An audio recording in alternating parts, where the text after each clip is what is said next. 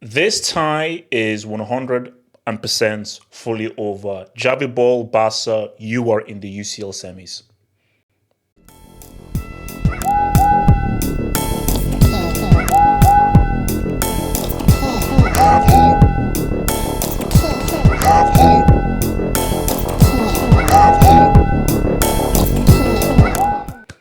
Round of applause. Round of applause for Javi Ball. Round of applause for Javi Ball. Round of applause for Javi Ball. Let's give it up to Javi Ball. Let's give it up to we're just gonna keep it a stack. We have to give it up to Javi Ball. Because he said what's up.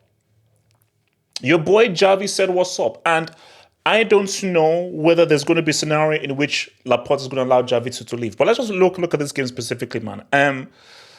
Now, I said that I would have eaten a sea of piranhas if Raphinha scored a UCL hat-trick in a UCL knockout game because it goes against the whole narrative and stuff about him being a brick. And I'm sorry, guys, even if he still shows brickish tendencies, based on his display, he may have to be suspended from the Brick Academy. Before the game, they asked me, choose your brick. Raphinha or Ousmane Dembele. Nuke to your head. Tough choice, I said Raphinha. Raphinha, I said again, I don't think he's Brazilian. I believe he's Alaskan. He's serviceable. He does the job. He's a good soldier. He's someone that a manager can depend upon just to carry out orders. If only he just had some talent and some technique and some Brazilian within him. But despite that, he carried out orders because we'll talk about the other guy, Ousmane Dembele, who I still think has zero football IQ. So for Raphinha, 2 goals are 2 goals. 2 goals are 2 goals. And those are 2 very, very crucial goals for your boy's Barca, man. So you've got to give a shout out to Raphinha. So anything you want to say about him, he's trash, he's a brick, he's crap. He's still a crap player, essentially. He's still an insult to Brazil, and he still isn't or cannot be considered Brazilian. But he got those G's. And you can't front, he got those freaking G's. So for Raphinha, it wasn't an amazing performance. It was an effective performance. And at the end of the day, it's all about being effective. It's all about being effective. But without this dude, Raphinha doesn't get that second goal. Doesn't get that second goal. I mean, what a player. What a player. You see, I don't care whether you're a Barca fan, Madrid fan, whoever fan you are. If you're a fan of football, this is a truly special young talent. And perhaps football is in a good place if we have these guys ready to now take the baton on for the next generation. This guy just came up from an injury. And delivers easily the assist of the season I've seen. Because that pass was a thing of beauty. All Raphinha had to do was just make a connection. Raphinha didn't have to change his run, didn't have to now move to one side. It was an inch perfect, super precise pass that would make Andrea Pirlo proud. All I hope is if this guy can just defeat his injuries and remain fit, Barca have a superstar in their midst. And if this guy can avoid injury and can be fully fit, Barca have an outside chance of doing something extremely special. That is how key this guy is. Because to have such a profound effect on the game and such an impact in the game, coming off the bench, not playing for some time and actually having to deal with injury, you've got to give the guy props. You've got to give your boy props. You've got to give your boy props. And it just shows you that even at his age, he is pivotal. Not important, he is pivotal to Barca's successes this season, man. And yeah, that assist and pass was just stupid. It was stupid. But bro, I've already sang this guy's praises, man. We need to put more respect on Gundogan's name. You see, it helps when you play a position that certain players play, because you have a much more of an understanding. So for me, because central midfield was my position that I played, that is why I look closely at a PL, I look closely at a Zidane, I look closely at a Javi, I look closely at all of these guys and how they play the game. I look closely at a Riquelme.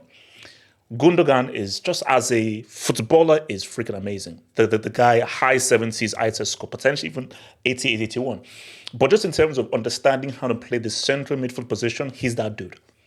He's that freaking, and he was arguably one of the best players on the pitch. Just in terms of receiving the ball, holding onto the ball, balance on the ball, decision making, right pass, execution of the pass, and just understanding what the central midfielder needs to do and just trying to have a measure of control for Barca, the away side in Paris, was just stupendous. And you could see why he was so crucial to City and why City losing Gundogan was a big deal.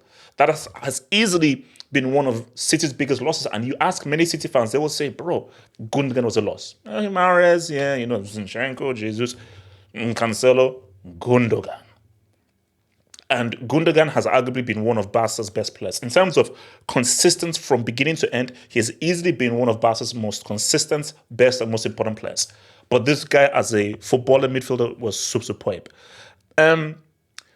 Look, Barca's defense, because I even want to put in all Barca's defense. Barca's defensively, they were great.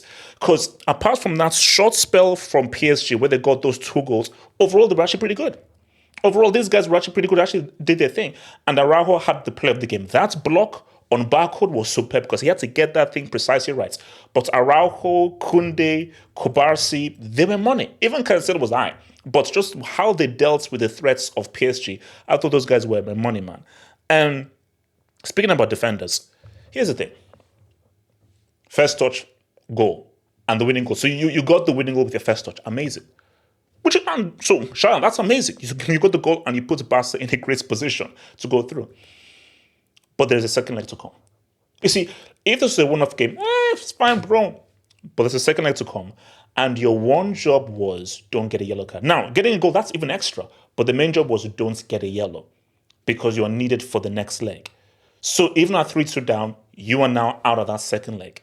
So for Christensen, and also you didn't need to make that pullback because even if he was running, there were other guys that could take care of him, and he was so far away from threats, you didn't need to say what's up. So for Christensen, I just think he just messed up in that instant in making that foul and having that yellow. Great getting the goal. It could prove to be a crucial goal, but there's still another 90 minutes to play with the PSG knowing that they're a goal behind.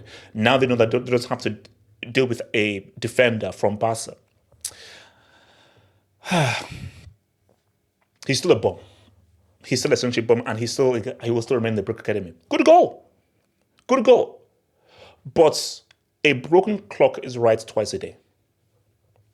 A broken clock is right twice a day. And for Dembele, over 90 minutes, he's essentially a bum. So for 6, 7, 8 minutes, he can do something amazing. I'm like, oh, wow, that's amazing. But over 90 minutes, you just do not give me enough. For a guy who is so talented, right foot, left foot, ambidextrous, very few true ambidextrous players like a freaking Neymar, you just don't live up to that talent. And for me, I just feel that Ousmane Dembele was one of those guys who I just thought he was going to be better than he was because of just his raw talent. But having raw talent, that's like 20% of the work. The other 80% is your hard work. It's your application. It is your effectiveness. It is your own decision making. It is your own footballing brain that you now need to combine with your raw talents. Because raw talent alone, without the decision making, the football brain, the application, the execution, the hard work, then you're useless. You're useless, man. So, you see, for your boy Enrique, I think PSG got better in the second half, but in the first half, I don't know what he was smoking. In that first half, I don't know what he was smoking because it just, bro, PSG they were doing nothing, and they created nothing. So I felt that PSG they need a striker. This whole 4-9 thing, it works well for that short spell where they made it 2-1, but I think ultimately they need a striker. So whether it's a Ramos, whether it's a Mono, whether you need to go out and get one, they needed a presence inside the box and a striker's presence. Like there was one instance where Lee got the ball, great cross, but the cross was supposed to be a striker, but because there was no striker, nobody was inside that danger spot to actually now put the ball in. So he got better in the second half, but his first half setup, the lineup, the tactic, the approach was trash in our first half, man. And he was to blame for the first goal. What is wrong with this guy? Like, I think, shout out to your boy Nomad. Maybe Benzema ripped the soul away from him. Maybe, like, let's be real. Maybe Benzema ripped the soul from his chest because 1,000% he was to blame for the first goal. If you're going to come out and you're going to punch the ball, you have to punch the ball away. You can't punch the ball into danger. So Raphinha only got the goal because of Donnarumma. Shout out to Raphinha, right place, right time, and you have to put the ball in the back of the net. But ultimately, that goal came about because this guy, yet again, made another bozo-ass decision. Bro, you can't call yourself Gianluigi because we know there's a Gianluigi Buffon who is a legend. You can't share the same name as him and be putting up with this brickness. Come on, bro. He didn't have a good game. He didn't have a good game. You could even say he bricked it. Disaster class, perhaps. But it's halftime. Mbappe was nowhere to be seen. He disappeared. He ghosted. He had maybe like one chance. And maybe like in the second half, like one chance on goal. So, and you say to yourself that does Mbappe need to now retrain to be a striker? Because out on the left, he was so isolated, he was so ineffective, and he was so away from the danger. And Barca dealt with him so well because they doubled up when they needed to double up on him, and they just restricted him so well, he was completely ineffective. And if your best player, your most dangerous offensive player, is completely ineffective, you are screwed. So for PSG, for them to have any chance of it, Mbappe has to be effective. So it's cool that they got the 2 goals without Mbappe, but to win this tie, to go through, Luis Enrique has to find a way to make him effective. And Mbappe himself and the players around him, you've got to find a way to put him in a position where he can be effective. Because if what happened in this first leg happened to the second leg, oh, this is done. This is done. So for Mbappe, you've got to improve. You've got to step up.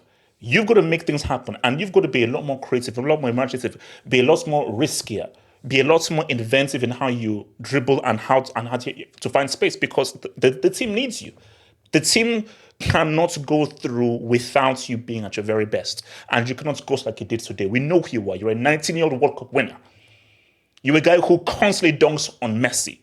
Okay, you are Messi's greatest fear. We saw what you did at 22 World Cup, so we know that you are an alpha. You are an alpha. You know that you are him. You are him. You've got to show that in African second leg, bro. But ultimately, guys, if we're keeping it stack, if we're keeping it real, this is over. This is over. Like, Barca know that we got them. They know that we match up well against them. We know that we can defend against them, and we know that we can exploit them offensively. Second leg, Barcelona, we have the better of them. So it's down to Enrique to tactically think of something. For Xavi and Barca, oh no, we don't need to change a single thing. Raise the game a little bit, say what's up, and we're good. For PSG, you have to raise the game several levels, and you have to play with a lot more intensity and a lot more inventiveness. PSG have to come up with something new. If they don't, this tie is finito and it's over, bro.